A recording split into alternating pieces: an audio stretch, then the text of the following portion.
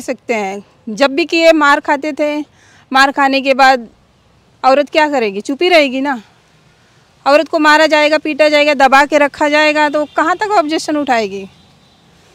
थाने जाएंगे तो वहाँ से भी समझौता करके हटा देते थे। दो देवर है, तीनों ने मुझ पर हाथ उठाया, मेरे सामान सब बाहर निकाल के फेंक दिए, पेटी कपड़ा, बोले कि इधर से निकल जाओ नहीं तो तुमको यहीं पे जिंदा गाड़ देंगे। देवर मेरे, हाँ। क्योंकि आज मैं बच्चों का फीस नहीं भर पा रही हूँ, मेरी इतनी बुरी कंडीशन है और मैं पढ़ी लिखी नहीं हूँ।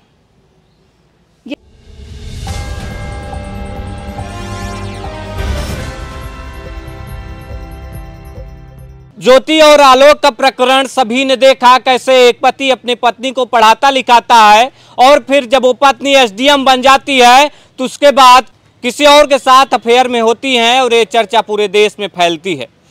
लेकिन ये कहानी बिल्कुल उल्टी है। हमारे साथ एक महिला है और ये अपने पति को पढ़ाती लिखाती हैं और इनकी पति किसी और लड़की के साथ अफेयर में आते हैं। मात्र उसकी उम्र 16 से 17 साल होती है और इनके पति की उम्र 40 साल होती है और 16 साल की लड़की से 40 साल के उम्र के इनके पति शादी कर लेते हैं और फिर अपनी पत्नी को दर दर की ठोकरें खाने के लिए छोड़ देते हैं। आज इनकी पत्नी दर दर की ठोकरें खा रही हैं, कोर्ट का चक्कर लगा रही हैं, कचहरी का चक्कर लगा रही हैं, थानों का चक्कर लगा रही हैं, लेकिन इनको न्याय नहीं मिल रहा है। आपके पति लगभग 16 साल की लड़की से शादी कर लेते हैं, उनकी 40 साल उम्र है, आपको छोड़ देते हैं। क्या कह करके आपको छोड़ देते हैं? आप में ऐसी कौन सी कमी थी जो आपको छोड़ देते हैं? उनको 16 साल की लड़की से प्यार हो जाता है। सर अभी ये कमी तो वही बता सकते हैं कि मुझ में क्या कमी थी छोड़ने की वजह। नहीं, कोई तो बातचीत हुई होगी। बातचीत तो हमारी लगभग आज 4-5 साल से बंद है, क्योंकि कमी तो जो भी थी सारी उन्हीं में थी। क्योंकि वो मुझे हमेशा गांव में रखते थे। मतलब जबकि मैंने उन्हें अपने घर पे रह के मायके में उन्हें पढ़ने वढ़ने का जो भी इनको कम था, मतलब 3 साल उन्होंने पढ़ाई किया हमारे घर पे रह के। 3 साल पढ़ाई करने के बाद उन्हें अच्छा जब जॉब मिला, नौकरी मिली, तो उस बीच में उन्हें मतलब दूसरी लड़कियों के साथ में घूमना फिरना, ये सब उनकी आदत थी। पहले से शुरू से ही आदत थी? हाँ, शुरू से ही थी। अच्छा। तो उस वक्त बोलते थे नहीं ऐसा कुछ नहीं, अभी हम लोग साथ में ऑफिस में हैं, ये वो, मतलब बहाने ऐसा मार मार के हटा देते थे और मुझे हमेशा से गांव में ही छोड़ना चाहते थे। जबकि छोड़े भी मैं गांव में ही ज़्यादातर रही। जब भी उनके साथ में रहना चाहती थी तो मुझे मतलब अपने पास रखना ही नहीं चाहते थे। गांव का बहाना बना के कि हाँ मेरे पास नौकरी नहीं है, मेरे पास खाने, जबकि सब होने के बावजूद भी वो झूठ बोलते थे कि नौकरी अभी नहीं लगी है। गांव में जब मैं रहती थी तो मुझसे फ़ोन पे ऐसे बातें करते रहते थे, जबकि सब मेरे सामने वो जॉब कर रहे थे, अच्छा खासा। आपकी शादी करीब 19-20 साल हो जाती है, फिर और किसी लड़की के साथ अफेयर में आते हैं, कैसे आ जाते हैं? बाजू में रहती थी वो लड़की हमारे, तो उसके साथ बातचीत करते करते उसके साथ में मतलब घूमना फिरना ये सब था उनका। और मेरे ना रहने पे उनको और भी अच्छा टाइम मिल गया घूमने फिरने का। मुझे गांव में ही छोड़ते थे ज़्यादा समय। गांव में छोड़ने का मतलब यही रीज़न था कि उस लड़की की वजह से मुझे गांव में छोड़ रहे थे।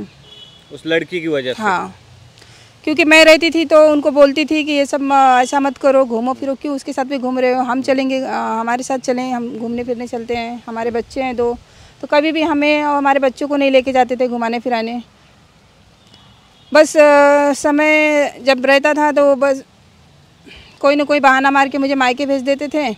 उस लड़कियों को लेकर के घूमते हाँ, थे? वो लड़की को लेके घूमेंगे फिरेंगे। आपने उस लड़की से बातचीत करने की कोशिश की? मैंने उस लड़की से भी बात किया था, कई बार मैंने उससे बात किया। क्या बातचीत हुई थी आपकी? मैंने उसे ये समझाया कि तुम देख रही हो मेरी शादी हो चुकी है, मेरे 2 बच्चे हैं, तो फिर मेरे हस्बैंड के साथ में क्यों इस तरह घूम फिर रही हो। बोले कि मुझे कोई ऑप्शन ये नहीं फ़र्क पड़ता है कि तुम्हारी शादी हुई या नहीं हुई है, मुझे वो पसंद है, इसके लिए मैं घूम रही फिर रही हूँ। आपने उम्र का लिहाजा नहीं दिया कि तुम मेरी बेटी की उम्र के हो और उनकी उम्र 40 साल हो गई है? मैंने उसे समझाया कि तुम ये देख सकती हो कि उनकी एज कितनी है और तुम्हारी कितनी है। तो बोली मुझे एज से कोई फ़र्क नहीं है, बस मुझे ठीक लगता है ये, इसके लिए मैं कर रही हूँ। मैं बोली तुम्हें ये क्या ठीक लग रहा है, मतलब मानती हूँ कि तुम्हें ठीक लग रहा है, लेकिन इसमें मेरा घर बर्बाद हो रहा है। तो बोलती है कि मुझे तुमसे कोई लेना देना नहीं है, मुझे लेना देना है जिससे मैं उसके साथ में हूँ, और तुम्हें ज़्यादा कुछ बातें करनी है तो अपने हस्बैंड से करो। तो मैं हस्बैंड से बातें करती थी तो वो भी मेरे को उस बातों को लेके मुझे मारना पीटना उनका हमेशा चालू ही रहता था। तो मैं हस्बैंड से तो कोई बात ही नहीं कर सकती इस बारे में, क्योंकि जब बात करने के लिए सोचूंगी तो मुझे गांव में ले जाके छोड़ देता था। अगर मैंने वो लड़की का बात उठाया उनके सामने, या तो मुझे मारेंगे पीटेंगे और गांव में छोड़ देंगे, यही दो उनका काम था। अच्छा, आप जब गांव में रहती थी, आप बता रही थी कि आपकी कोई कौन मदद करता था जो परिवार वाले ऑब्जेक्शन उठाते थे? मदद गांव वाले मतलब एक कोई मदद कर रहा था, आप बता रही थी कि फिर परिवार वाले ऑब्जेक्शन उठाते थे, कोई मेरी मदद भी ना कर पाए। हाँ, मदद तो सर अभी आजू बाजू वाले थे, थोड़ा सा हेल्प करते थे, लेकिन वो सास उनसे भी झगड़ा करने लगी तो वो लोग भी अब कोई मेरा साथ नहीं दे रहा है। तो सास को भी मतलब तकलीफ है कि मैं गांव में ना रहूं। मतलब एक तो आप पति के साथ नहीं रह रही हैं, एकदम से अलग हैं, उन्होंने दूसरे शादी कर ली, आप अब इधर भी अलग हैं, और आपकी बेटी से भी आपको अलग कर दिया गया है। आपके सामने आपकी बेटी को खड़ा कर दिया आपका दुश्मन बना करके। मेरी बेटी को भी मुझसे बात नहीं करने दिया जा रहा है। मेरे हस्बैंड, मेरी सास ससुर, इन लोगों ने बेटी को मना किया है कि मुझसे बात ना करें, जबकि मेरे सामने आ रही जा रही, मतलब ऐसे बैठी उठी है, लेकिन मुझसे क्या बातचीत हुई एक बार? बेटी से मैंने कई बार ज़बरदस्ती बात करना चाहा तो बोलते हैं कि मुझे पहले तुमने छोड़ के यहाँ पे गए थे। तो मैं बोली बेटा मैं छोड़ के कहाँ गई थी, तुम्हारे पापा के पास ही तो गई थी, और जब तुम्हारे पापा इधर उधर भाग रहे हैं, मेरे साथ नहीं रहना चाह रहे हैं, तो इसमें मेरी क्या गलती है? मैं तो हमेशा से रहना चाहती हूँ। और गांव में भी जब आई तो उस वक्त बेटी मेरी छोटी थी, तो गांव में बेटी के सामने मेरे दो देवर है, तीनों ने मुझ पर हाथ उठाया, मेरे सामान सब बाहर निकाल के फेंक दिए, पेटी कपड़ा, बोले कि इधर से निकल जाओ नहीं तो तुमको यहीं पे जिंदा गाड़ देंगे, देवर मेरे। हाँ, तो उस वक्त मुझे डर लगा, मैं अकेली थी, मैं बोली ये लोग कुछ भी कर सकते हैं और मैं यहाँ पे अकेले, मतलब कौन, जबकि हमारा घर एकदम अकेले में है। और कई बार इन लोगों ने मुझे जान से भी मारने की कोशिश की, और मेरे पति ने तो समझो कि उन्होंने तो सारी सीमा ही पार कर गए। तो मैं हमेशा उनसे बचा के कैसे भी जिंदा हूँ। वो तो हमेशा से मुझे ये भी बोला था उन्होंने, अगर इसके बारे में कुछ बोलोगी पूजा के बारे में तो तुमको मैं ख़त्म करके छोड़ूंगा। तो मैं बोली कि इतना बात बढ़ गया है तुम लोगों का। तो उस वक्त शादी नहीं हुई थी, तो मैं समझ गई जब बात यहाँ तक बढ़ गई है तो फिर ये लोग शादी भी कर सकते हैं। पहले से मुझे था शक, लेकिन शादी तो अभी हो गया लगभग 3 साल करके, और उसके पहले तो हम लोग जब आप बता रहे जैसे उनका पहले से ही कई लड़कियों के साथ अफेयर था, पहले शुरू से ही, फिर शादी कर ले, तो आपने उस समय क्यों ऑब्जेक्शन नहीं किया? सर ऑब्जेक्शन हम क्या कर सकते हैं, जब भी किए मार खाते थे, मार खाने के बाद औरत क्या करेगी, चुप ही रहेगी ना। औरत को मारा जाएगा, पीटा जाएगा, दबा के रखा जाएगा तो कहाँ तक ऑब्जेक्शन उठाएगी। थाने जाएंगे तो वहाँ से भी समझौता करके हटा देते थे। अभी रोज़ थानेदार तो आएंगे नहीं घर पे हमारे, ये बात हमारे पति को मालूम थी। वो क्या बोलते थे कि पुलिस लोग कितने बार जाओगी, रहना तो तुमको यहीं पे है हमारे घर पे ही। उनको पता था कुछ इसमें होगा नहीं, इसके लिए वो अपनी मनमानी करते गए, क्योंकि थाने में भी और आजकल के जो ये अपने नियम हैं इस पर यहाँ तो इंसान को इतना तकलीफ़ होता है कि हम क्या कहें, कि थाने के चक्कर लगा के यहाँ भाड़ा किराया भी ना रहे तो भी, लेकिन जाना है, जब बुलाया जाएगा वहाँ तो जाना ही है हाजिरी लगाने के लिए। आप जब कोर्ट जाती तो आप बता रही थी कि जैसे कि कहें कि दुनिया में कितना गम है, मेरा गम कितना का, आप जाती हैं तो वहाँ और भी महिलाओं की तकलीफ़ें देखती हैं, तो क्या लगता है, क्या महसूस करती हैं? ये सब एक नॉर्मली बात हो गई है, हमें परेशान किया जा रहा है, हमें परेशान किया जा रहा है। अब यही है, अब तो जो पढ़ी लिखी हैं औरतें वो तो अपना शायद संभाल सकती हैं ज़िंदगी, लेकिन जो कम पढ़ी लिखी हैं, जो नहीं अनपढ़ हैं, उनका तो और भी बेकार जीवन जाएगा।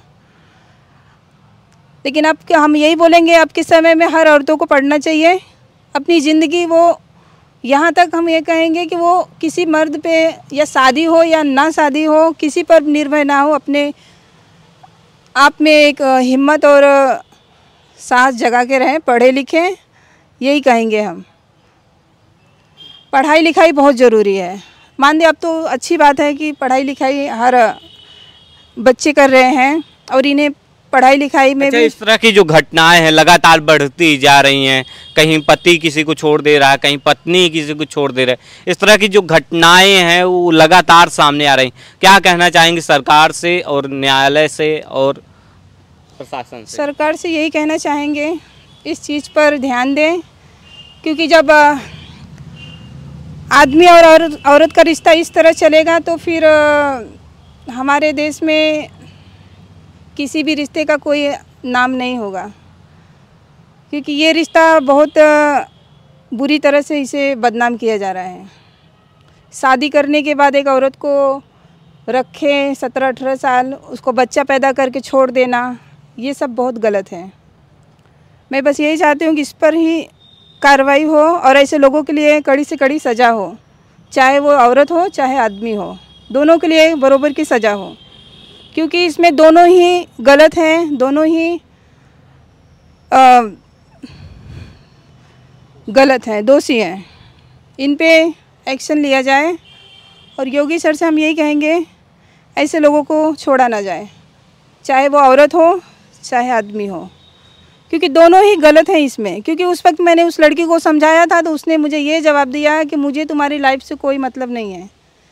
जब उसने ऐसा जवाब दे दिया तो हम फिर क्या कहें। अगर उसमें से एक भी मतलब पीछे हटे होते, या फिर उस लड़की ने या फिर मेरे आदमी ने, तो मेरी जीवन आज इस तरह बर्बाद ना होता। क्योंकि आज मैं बच्चों का फीस नहीं भर पा रही हूँ, मेरी इतनी बुरी कंडीशन है और मैं पढ़ी लिखी नहीं हूँ, यही मेरी एक कमी है। पूरी तरह से बर्बाद हो चुकी है। हाँ, मैं अधिक पढ़ी लिखी नहीं हूँ, थोड़ा बहुत है पढ़ाई की हूँ मैं, लेकिन आज के ज़माने में डिग्री होना ज़्यादा ज़रूरी है, क्योंकि ना हम नौकरी कर सक रहे हैं कि अपने बच्चे का पालन पोषण कर सकेंगे, क्योंकि हम भटक रहे हैं इंसाफ के लिए। हमें इंसाफ चाहिए, न्याय चाहिए। योगी सरकार ध्यान दे और हम ये कहेंगे ऐसे लोगों के साथ कड़ी से कड़ी कार्रवाई हो जाए। महिलाओं की मान रही दुर्गति हो रही, मान रही महिलाओं के साथ बहुत गलत हो रहा है। बात मेरी नहीं, आज बहुत सी महिलाएं हैं भटक रही हैं न्याय के लिए, और ये न्याय के चक्कर में बहुत कुछ गलत कदम उठा ले रही हैं। इस चीज़ को रोका जाए, क्योंकि अगर न्याय अच्छा होना लगेगा, सरकार हमारी ध्यान देने लगेगी हर चीज़ पर, हमारे जैसी औरतों के ऊपर ध्यान देंगी, तो शायद गलत ना हो, गलत रुक सकता है। तो देख सकते हैं किस तरह से एक महिला न्याय की गुहार लगा रही है और लगातार कोर्ट कचहरी का चक्कर लगा रही है, और इनका कहना है कि इनके पति किसी और लड़की के साथ अफेयर में आते हैं और शादी करते हैं। अभी उसके एक बच्चे भी हैं, और जो सुमन जी हैं इनके भी 2 बच्चे हैं। अभी कह रही हैं कि मैं पूरी तरह से बर्बाद हो चुकी हूँ, थक चुकी हूँ कोर्ट और कचहरी का चक्कर लगा लगा कर। प्रमोद गुप्ता, जे भारत, जौनपुर।